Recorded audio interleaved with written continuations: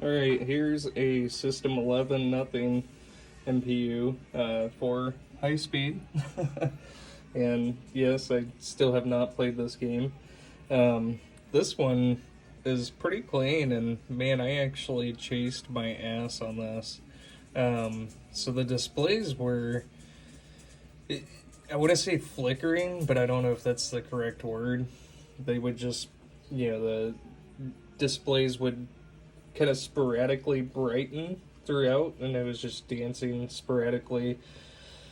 Oh man, what that boiled down to was it U29, the 4020, which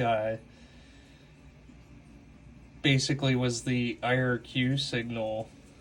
Was, I don't even know how to describe it. I mean, it just had interference that was on it.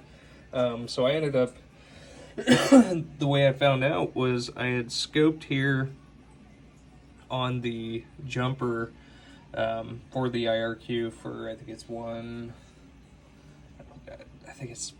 and 2 milliseconds. Don't quote me on that. But anyways, whenever I had scoped it, the displays had stopped doing the little flicker kind of deal. I mean, you can kind of see it, but it just almost cleared it entirely. And so what I had done is I had, looked back through the schematic, and, obviously W14's coming right off this 4020 here.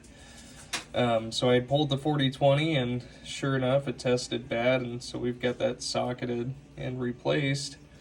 Replaced both of the 6802 sockets, as well as the 2 game ROM, 2 sound ROM sockets, installed NVRAM here, and replaced the capacitor here for the reset, the 3 power input filter capacitors, and then 1, 2, 3, 4 here in the sound section. And then on the soundboard here, we've got 2 capacitors, and then also 2 sockets that have been replaced on there. And I believe all the solenoids, everything else on here was good to go, so we'll go ahead and get this thing powered up. You can hear the tink. And here's a high score to date. And lamp matrix dancing. Only coil that's on is the coin lockout. And go ahead and get this thing into test. First is going to be that background sound. And then into display test.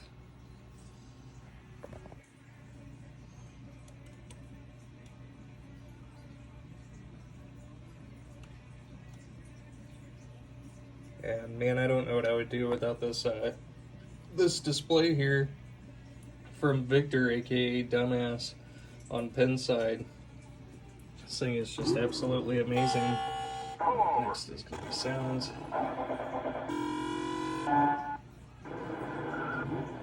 Those are working and sound great.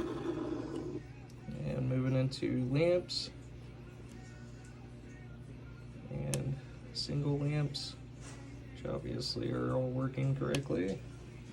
And into the solenoid test. So with the System 11 nothing, the coils were not multiplexed, so it's just the standard 16, and then the additional 6 special solenoids there.